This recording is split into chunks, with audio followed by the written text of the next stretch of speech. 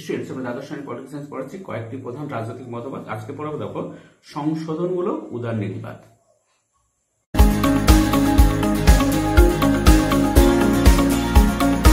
পড়ানো যায়। দেখো, সংশোধনমূলক উদারনীতিবাদ। স্পেন্সার, বেনথাম, জন স্টুয়ার্ট মিল প্রমুখ দার্শনিক এবং স্মিথ, রিকার্ডো প্রমুখ অর্থনীতিবিদ সনাতন উদারনীতিবাদের পক্ষে নানা রকম যুক্তি তর্কের অবতারণা করলেও শেষ বিচারে তারা চরম ব্যক্তি স্বাতন্ত্র্যবাদের পক্ষেই অবলম্বন করেছিলেন। কিন্তু 19 শতকের দ্বিতীয়ার্ধের পর থেকে, বিশেষত 20 শতকে সংঘটিত প্রথম সাম্রাজ্যবাদী বিশ্বযুদ্ধের পর থেকে চরম ব্যক্তি স্বাতন্ত্র্যবাদের বিরুদ্ধে তীব্র প্রতিক্রিয়া দেখা দেয়। এরপর ধনতন্ত্রবাদের বিশ্বব্যাপী সংকট শুরু হলে সনাতন উদারনীতিবাদ যে জনকল্যাণ সাধনে ব্যর্থ তা সমাজতন্ত্রবাদীরা সহজেই জনগণের কাছে প্রমাণ করতে সক্ষম হন। যখন সনাতন উদারনীতিবাদের ব্যর্থতা সমালোচনা করে সমাজতন্ত্রবাদীরা জনগণের সামনে নিয়ে আসে, তখন কি হয়? মত অবস্থায় কয়েকজন পতিত যশা উদারনীতিবাদী রাষ্ট্র দার্শনিক, রাজনৈতিক, তাত্ত্বিক ও অর্থনীতিবিদ সনাতন উদারনীতিবাদের ব্যক্তি স্বাতন্ত্র্যবাদী রূপটির পরিবর্তন সাধনের মাধ্যমে উদারনীতিবাদকে যুগ উপযোগী করে গড়ে তোলার কাজে আত্মনিয়োগ করেছেন। মানে যুগের উপযোগী ভাবে গড়ে তোলেন। সেই জন্য বলছে সংশোধনমূলক উদারনীতি। তারা মূলত উদারনীতিবাদকে সংশোধন করেছে। কারণ যখনই মার্ক্সবাদের প্রভাব ব্যাপকভাবে ছড়িয়ে পড়ার চেষ্টা করলো, তখন কি করলো? তারা এই উদারনীতিবাদকে একটি সংশোধন করলো, আর কিছুটা সংশোধন করে আবার লোকের কাছে নিয়ে আসলো। সেই জন্য বলছে সংশোধনমূলক উদারনীতিবাদ। তাদের প্রচারিত উদারনীতিবাদ সংশোধনমূলক উদারনীতিবাদ, রিভিশনাল লিবারালিজম নামে পরিচিত। এই উদারনীতিবাদের একদিকে যেমন জনকল্যাণকামী আদর্শের কথা প্রচার করতে থাকে, অন্যদিকে কিছু কিছু সমাজতান্ত্রিক নীতি গ্রহণ করার কথাও ঘোষণা করে। এবং এতে কি করে? যেহেতু সমাজতান্ত্রিকবাদীরা প্রচন্ড সমালোচনা করছে, তাহলে তারা যেমন একদিকে জনকল্যাণকামী আদর্শ নিল এবং কিছু কিছু সমাজতান্ত্রিক নীতিও তারা গ্রহণ করলো। দুটোকে নিয়ে একটা করার চেষ্টা করলো, দুটোকে নিয়ে একটা সংশোধনমূলক উদারনীতিবাদ তৈরি করলো। এবার দেখো, বিভিন্ন ধারা সংশোধনমূলক উদারনীতিবাদের দুটি ধারা হলো, এক হচ্ছে জনকল্যাণবাদ এবং দুই হচ্ছে উদারনৈতিক বহুত্ববাদ।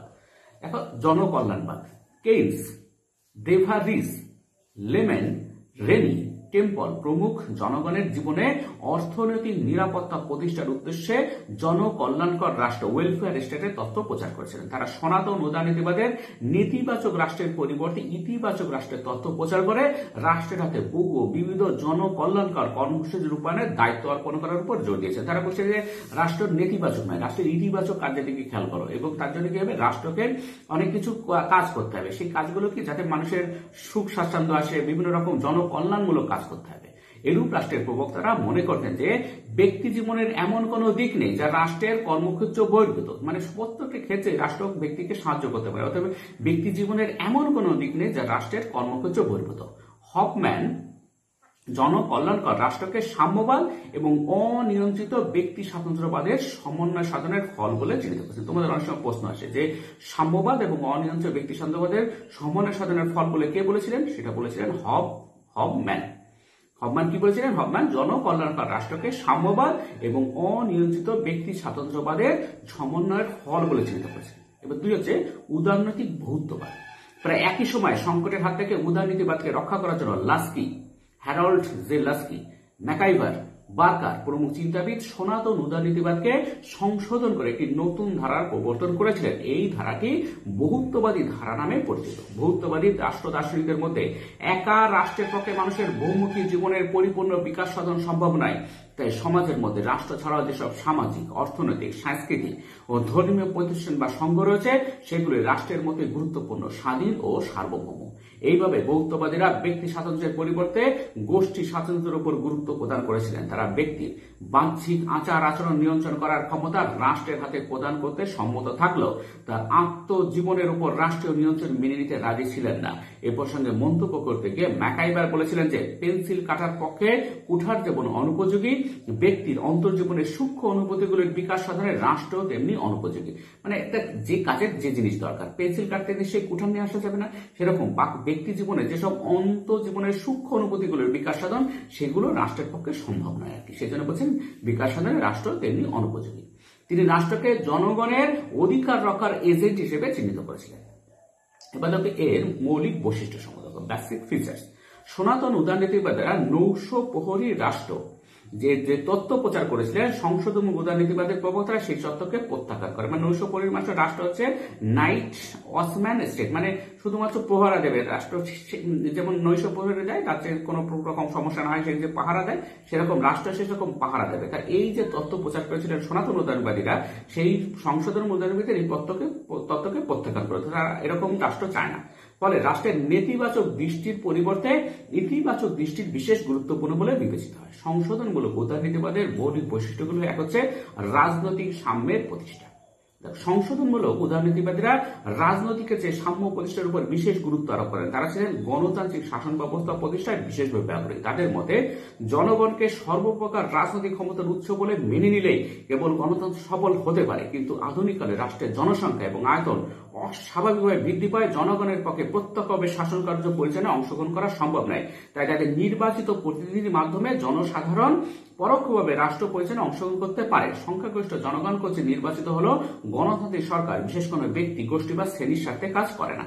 রাজনৈতিক সাম্য প্রতিষ্ঠা এই কারণে, মানে আগে ছিল ছোট ছোট রাষ্ট্র, পলিস বা নগর রাষ্ট্র ছিল, তখন মানুষ সবাই স্বতঃস্ফূর্তভাবে গণতন্ত্রে অংশগ্রহণ করতে পারত। কিন্তু এখন জনসংখ্যার এত চাপ, প্রত্যেকটা দেশে প্রচুর জনসংখ্যা, তাহলে সবাই যদি বলে আমরা রাষ্ট্র পরিচালনা হস্তক্ষেপ করবো, রাষ্ট্র পরিচালনা করবো, সেটা সম্ভব নয়। তখন মানুষ কি করছে, তাদের প্রতিনিধি নির্বাচিত করছে, তখন ভোটের মাধ্যমে তাদের প্রতিনিধি নির্বাচিত করছে, তারাই রাষ্ট্র পরিচালনা করছে। তার মানে পরোক্ষভাবে জনগণের, আমার প্রতিনিধি যখন এই শাসন করবে, তার মানে আমি শাসন করলাম, পরোক্ষভাবে এই প্রতিনিধির মাধ্যমে সংখ্যাগরিষ্ঠ জনগণই শাসন করছে। এবং তারা কি কিন্তু কোনো বিশেষ, এই যে সরকার হচ্ছে নিযুক্ত এবং প্রতিনিধি দিয়ে নিযুক্ত যে সরকার হচ্ছে গণতান্ত্রিক সরকার, তারা কোনো ব্যক্তি গোষ্ঠী বা শ্রেণীর স্বার্থে কাজ করে না, তারা সবার স্বার্থ হয়ে কাজ করে। দুই হচ্ছে রাজনৈতিক ও পৌর অধিকারের স্বীকৃতি। সংশোধনমূলক উদারনীতিবাদ সুষ্ঠু ও সবল জনমত গঠনের জন্য নাগরিকদের রাজনৈতিক ও পৌর অধিকারকে স্বীকৃতি প্রদানের পক্ষপাতী। নাগরিকদের কিছু অধিকার তারা দিতে চাইছে সুষ্ঠু সবল জনমত গঠনের জন্য। নাগরিকদের রাজনৈতিক জীবনে অধিকার থাকবে, পৌর অধিকার থাকবে, তারা কিছু অধিকার ভোগ করবে। এইসব অধিকারের মধ্যে স্বাধীনভাবে মতামত প্রকাশের অধিকার, সভা সমিতি করার অধিকার, সরকারি কার্যের সমালোচনা করার অধিকার, জীবনের অধিকার, ধর্মের অধিকার, শিক্ষার অধিকার, সামাজিক সাম্যের অধিকার, নির্বাচন করার ও নির্বাচিত হওয়ার অধিকার ইত্যাদি বিশেষ গুরুত্বপূর্ণ বলে বিবেচিত। এই যে রাজনৈতিক ও পৌর অধিকার স্বীকৃতি, এটা হচ্ছে গণতন্ত্রের মূল স্তম্ভ বলা যেতে পারে। কারণ কি, দেখো এখানে কি চাওয়া হয়েছে, এইসব অধিকারের মধ্যে কি পড়ছে, স্বাধীনভাবে মতামত প্রকাশের অধিকার। ব্যক্তি যখনই তার স্বাধীনভাবে তার মতামত প্রকাশ করতে পারবে, তখনই তার সমস্ত অধিকার সে পেতে পাবে, সে কি তার অসুবিধা সেটা জানাতে পারবে। সভা সমিতি করার অধিকার, এবং বিভিন্ন বিষয়ে জনগণকে অবহিত করার জন্য বিভিন্ন রকম সভা সমিতি করবে সে। সরকারি কার্যের সমালোচনা করার অধিকার, সরকার যদি কোনো ভুল কাজ করে, সরকার যদি বিপথে চালিত হয়, সরকারের এই কাজের সমালোচনা করার অধিকার জনগণের থাকবে। জীবনের অধিকার, এবং সর্বোপরি জীবনের অধিকার তো আগে দরকার, সবাই আগে বেঁচে থাকার অধিকার, তো সেটা তো মানুষের মৌলিক অধিকার, সেই জীবনের অধিকার কেউ কেড়ে নিতে পারে না। ধর্মের অধিকার, মানুষ যে যে ধর্মের অনুগামী সেই ধর্ম সে স্বাধীনভাবে পালন করতে পারবে, এটা হচ্ছে তার ধর্মের অধিকার। শিক্ষার অধিকার, সবাই শিক্ষার অধিকার, শিক্ষা আনে চেতনা, চেতনা আনলে মুক্তি, অর্থাৎ শিক্ষার অধিকার সবাই থাকা উচিত। এরপরে সামাজিক সাম্যের অধিকার, সামাজিক ক্ষেত্রে সবাই সমান, সামাজিক কোনো উঁচু নিচু ভেদ এইসব কিছু থাকবে না, সামাজিক ক্ষেত্রে সবাই সাম্য প্রতিষ্ঠা হবে। এক্ষেত্রে নির্বাচন করার ও নির্বাচিত হওয়ার অধিকার, এবং কাউকে নির্বাচন, জনগণ প্রত্যক্ষভাবে তো গণতন্ত্রের শাসন কার্য পরিচালনা করার জন্য তাকে নির্বাচিত হতে হবে, এবং কাউকে, অথবা সবাই তো আর ভোটে দাঁড়াবে না, তাহলে যারা দাঁড়াবে তাদের নির্বাচিত করার জন্য ভোট দেওয়ার অধিকার, তার মানে নির্বাচন করার অধিকার, এবং যারা ভোটে দাঁড়াবে তাদের নির্বাচিত হওয়ার অধিকার ইত্যাদি বিশেষ গুরুত্বপূর্ণ বলে বিবেচিত হয়। তিন হচ্ছে একদলীয় ব্যবস্থার বিরোধিতা। বারকার প্রমুখ সংশোধনমূলক উদারনীতিবাদী একদলীয় ব্যবস্থাকে গণতন্ত্রের হন্তারক ব্যবস্থা বলে মনে করতেন। তারা বলছে একদলীয় ব্যবস্থা গণতন্ত্রকে হত্যা করবে আর কি। বহু ধারা, বহুত্ববাদ, বিভিন্ন কিছু নিয়ে হবে, বিভিন্ন দল বিভিন্ন রকম মতবাদের থাকবে সবাই, এবং জনগণ যাদের পাঠাবে সরকারে তারাই সরকার গঠন করবে। তার মানে একদলীয় ব্যবস্থা গণতন্ত্রের পক্ষে তিনি ভালো বলেননি। তাদের মতে একাধিক রাজনৈতিক দল না থাকলে জনগণের বিভিন্ন প্রকার আশা আকাঙ্ক্ষা বাস্তবায়িত হতে পারে না। এই যে বিভিন্ন রাজনৈতিক দল বিভিন্নভাবে তাদের মতাদর্শকতা বিভিন্ন থাকে, তারা এসে বিভিন্ন মতবাদ প্রকাশ করবে, যদি একটাই দল থাকে তাহলে তো হবে না। সেই জন্য বলছে বহু রাজনৈতিক দলের দরকার, একটা রাজনৈতিক দল না। জনগণের বিভিন্ন প্রকার আশা আকাঙ্ক্ষা বাস্তবায়িত হওয়ার জন্য বিভিন্ন ধরনের দলের দরকার। কারণ দ্বিদলীয় বা বহুদলীয় ব্যবস্থায় বিভিন্ন রাজনৈতিক দল ভিন্ন ভিন্ন দৃষ্টিকোণ থেকে সমাজের সমকালীন সমস্যাবলী সম্পর্কে আলোচনা করায় নাগরিকদের রাজনৈতিক জ্ঞান যেমন বৃদ্ধি পায়, তেমনি আবার বিরোধী দল ক্ষমতাসীন দলের সমালোচনা করে তাকে সংযত রাখে। এইভাবে গণতন্ত্রের স্বরূপ বজায় থাকে। গণতন্ত্রে স্ট্রং বিরোধী দল খুবই দরকার। গণতন্ত্রের সরকার যদি বিপদে চালিত হয়, সরকার এমন কোনো কাজ করছে যেটা মানুষের বিপক্ষে যাবে, তখন স্ট্রং বিরোধী দল ক্ষমতাসীন দলের সমালোচনা করবে এবং তাদের বিরুদ্ধে প্রদর্শন করবে। রাজনৈতিক জ্ঞান এর ফলে কি হবে, এই প্রদর্শন তাদের সভা সমিতি করে বিভিন্নভাবে জনগণকে জানাবে, এতে কি হবে, মানুষের রাজনৈতিক জ্ঞান বৃদ্ধি পাবে। এবং এটা গণতন্ত্রের পক্ষে খুবই দরকার, যাতে গণতন্ত্রের স্বরূপ বজায় থাকে আর কি। যার হচ্ছে সাংবিধানিক উপায়ে সরকার পরিবর্তন, সংশোধনমূলক উদারনীতিবাদ শান্তিপূর্ণ ও সাংবিধানিক উপায়ে সরকারের পরিবর্তন সাধনের পক্ষে। সরকার নির্বাচনের চরম ক্ষমতা জনগণের হাতে অর্পিত থাকায় যে কোনো সময় তার একটি সরকারের পরিবর্তে অন্য সরকারকে ক্ষমতাসীন করতে পারে। তাই উদারনীতিবাদের সমর্থকরা বৈপ্লবিক উপায়ে রাজনৈতিক ক্ষমতা দখলের যে কোনো প্রচেষ্টাকে কঠোরভাবে সমালোচনা করেন। তারা বলে সাংবিধানিক উপায়ে সবকিছু করতে হবে, সংবিধান থাকবে দেশের প্রধান, সংবিধান মেনে সবাই কাজ করবে আর কি। বৈপ্লবিক উপায়ে রাজনৈতিক ক্ষমতা দখলের চেষ্টাকে তারা সমালোচনা করেছেন। তারা বলেছেন যে সরকার পরিবর্তন করতে জনগণ করবে, জনগণ নির্বাচিত সরকারকে ফেলে দিতে পারে, আবার নতুন সরকারকে ক্ষমতাসীন করতেও পারে, যা কিছু করবে জনগণ করবে। 5 হচ্ছে সার্বিক ভোটাধিকার। সংশোধনমূলক উদারনীতিবাদের অন্যতম মৌলিক নীতি হলো সার্বিক প্রাপ্তবয়স্কের ভোটাধিকার প্রবর্তন। এবং আমি যখনই নির্বাচন করবো তখন তো ভোটাধিকার থাকবে, তাহলে প্রাপ্তবয়স্ক যারা বুঝবে, যারা প্রাপ্তবয়স্কের সার্বিক ভোটাধিকার থাকবে। এরূপ নীতি সমর্থন, যেহেতু গণতন্ত্র হল জনগণের শাসন, যেহেতু গণসার্বভৌমিকতার বাস্তবায়নের জন্য জাতি, ধর্ম, বর্ণ, স্ত্রী, পুরুষ, ধনী, নির্ধন নির্বিশেষে প্রতিটি নাগরিকের সমানভাবে ভোটদানের অধিকার থাকা বাঞ্ছনীয়। অনেক সময় কিছু আগে মেয়েদের ভোট দেওয়ার অধিকার ছিল, স্ত্রীদের ভোট দেওয়ার অধিকার ছিল না, যাদের পয়সা কম, অর্থনৈতিক অবস্থা খারাপ, সেসব ফ্রান্সে বিশেষ করে অর্থনীতির অবস্থা খারাপ ছিল, তাদের ভোট দেওয়ার অধিকার ছিল না। এখন ওরকম চলবে না। গণতন্ত্রের কি করতে হবে, গণতন্ত্রের সার্বভৌমিকতা বাস্তবায়নের জন্য জাতি, ধর্ম, বর্ণ, স্ত্রী, পুরুষ, ধনী, নির্ধন সবাইকে, প্রতিটি নাগরিকের সমানভাবে ভোটদানের অধিকার থাকবে।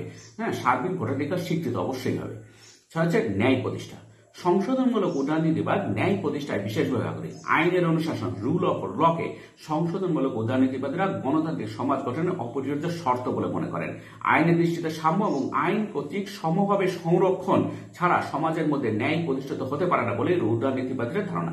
এবং যার পয়সা আছে সেই আইনকে যদি বুড়ো আঙুল দেখায়, সেরকম করা চলবে না। আইনের দৃষ্টিতে সাম্য এবং আইন কর্তৃক সমভাবে সংরক্ষণ হওয়ার অধিকার সবার থাকবে। এবং আইনের দৃষ্টিতে কেউ ছোট, কেউ বড়, যার পয়সা আছে সেও যে আইনের দৃষ্টিতে তার যে মূল্য, যার কিছু নেই, পয়সা করে, অর্থনৈতিক অবস্থা খারাপ, তারও একই মূল্য। আইনের দৃষ্টিতে সবার সাম্য থাকবে এবং আইন সমভাবে সংরক্ষণ করবে, আইন কর্তৃক সমভাবে সংরক্ষণ করার অধিকার সবাই থাকবে। তাছাড়া সমাজে ন্যায় প্রতিষ্ঠিত হতে পারে না। 7 হচ্ছে নিরপেক্ষ আদালত। সংশোধনমূলক উদারনীতিবাদীরা ন্যায় বিচার প্রতিষ্ঠার দায়িত্ব একটি নিরপেক্ষ আদালতের হাতে অর্পণ করার পক্ষপাতী। এখন আদালত থাকবে, যে কোনো সমস্যা মানুষ আদালতে যেতে পারবে। এখনো দেখবে আমাদের গণতন্ত্রে আদালতের একটা বিশেষ ভূমিকা আছে। আদালত স্বতঃস্ফূর্ত অনেক কিছু করে, অনেক সময় বিভিন্ন রকম সমস্যা সরকার যদি ভুল পথে চলে যায়, আদালত কিন্তু স্বতঃস্ফূর্ত সেখানে হস্তক্ষেপ করে। এরূপ আদালত একদিকে যেমন সংবিধানের রক্ষাকর্তা ও ব্যাখ্যাকর্তা হিসেবে কাজ করবে, অন্যদিকে তেমনি নাগরিকদের মৌলিক অধিকার সমূহ সংরক্ষণ করবে। আদালত কি করবে, সংবিধানের রক্ষাকর্তা, সংবিধান বিরোধী কোনো কাজ হলে আদালত হস্তক্ষেপ করবে।